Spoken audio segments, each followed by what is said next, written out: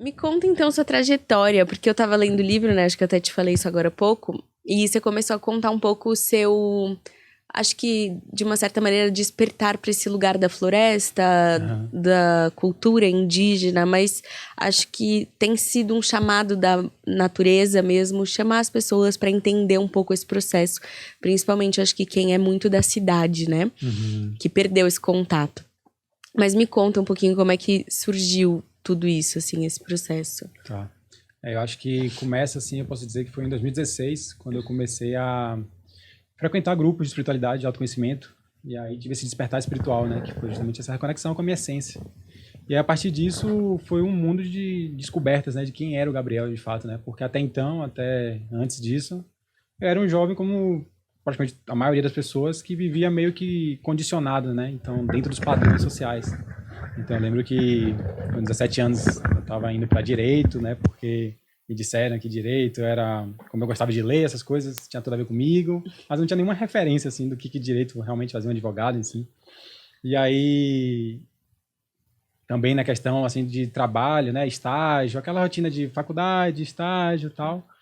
E eu percebi assim que eu estava vivendo uma rotina assim muito no automático, no piloto automático, sabe? Uhum. Então, em 2016, quando eu comecei a frequentar esses grupos de espiritualidade, foi o momento que eu comecei a perguntar o que o Gabriel realmente gosta de fazer, o que ele ama, quem era ele, o que ele gostava.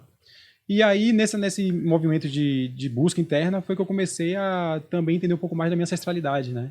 E aí tem muito a ver também com a questão da questão indígena, né? Que todos nós, querendo ou não, somos filhos de Gaia, tem o sangue indígena, quem é do Brasil tem sangue indígena, principalmente. Tem.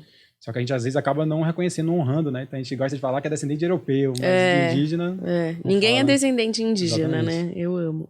Então foi o chamado que eu tive, né? E aí, nessa busca interna de autoconhecimento, expansão da consciência, eu comecei a ter contato com as medicinas da floresta. Então eu lembro que quando eu consagrei em 2016 a ayahuasca, foi assim, um dos dias mais profundos da minha vida, assim, sabe? Que eu percebi que realmente a planta é um ser vivo, que ela de fato está aqui o tempo todo interagindo com a gente, que a natureza ela pulsa, ela respira e a gente precisa ter esse olhar um pouco maior, assim, a sensibilidade. Então, com as medicinas da floresta, né, com essas plantas professoras, eu comecei a me aprofundar mais no meu autoconhecimento. E aí, acho que acaba que é inevitável você começar a se conectar mais com essa questão indígena também. E aí, mais para frente, foi esse chamado que eu tive de usar um talento que eu tinha, que é a questão da escrita, para espalhar uma mensagem que eu acredito, que é a mensagem da floresta, a mensagem dos povos indígenas, através da minha arte, que é a arte de escrever. Sim. E como é que foi, assim? Você pode contar um pouco a experiência com a ayahuasca? Qual outra medicina você consagrou? Eu consagrei algumas, né, nesse movimento da expansão da Uhum. consciência. A primeira foi a ayahuasca, que foi o grande, assim, quando saíam os véus, né, que, assim, a ayahuasca, ela tem uma força muito grande de mostrar alguns comportamentos que a gente está tendo, assim, nocivos, sabe?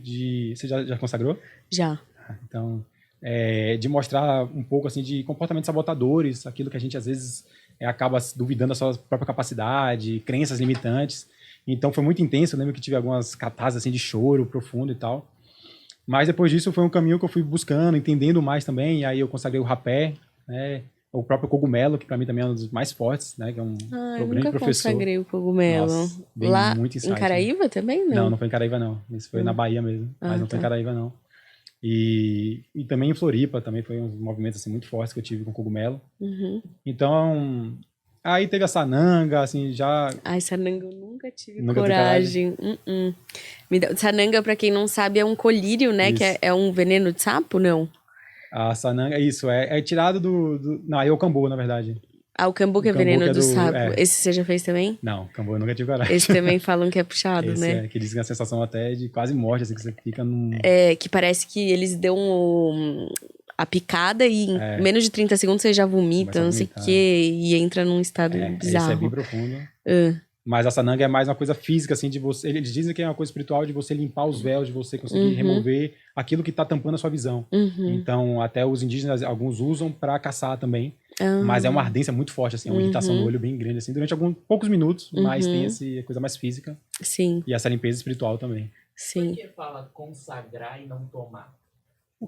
Perfeito, essa é uma boa pergunta, porque a consagração vem de um movimento consciente, né? Um movimento de você entender que aquilo ali, você não está tomando quando você toma uma bebida, você está consagrando uma cerimônia, uma coisa religiosa, uma É coisa uma que tem coisa uma... sagrada, É né? Acho que sagrada, né? consagrar vem de sagrado. Tornar sagrada, perfeito. Porque quando você olha para aquela medicina e tem uma devoção, né? Aquilo, porque é realmente muito forte.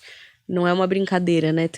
Perfeito. E isso é um ponto interessante, porque hoje em dia a gente está vendo muitas pessoas que estão, às vezes, conduzindo rodas de cura, utilizando as medicinas da floresta, sem ter o devido preparo energético, Exato. entender de fato de onde vem aquela medicina. Então, acabou se popularizando na cidade, principalmente. Sim. Só que muita gente indo sem consciência, tipo, usando uma medicina dessa que abre o seu terceiro olho, os seus chakras, tudo, sem você ter um mínimo de reverência com essa sabedoria ancestral, entende? Sim.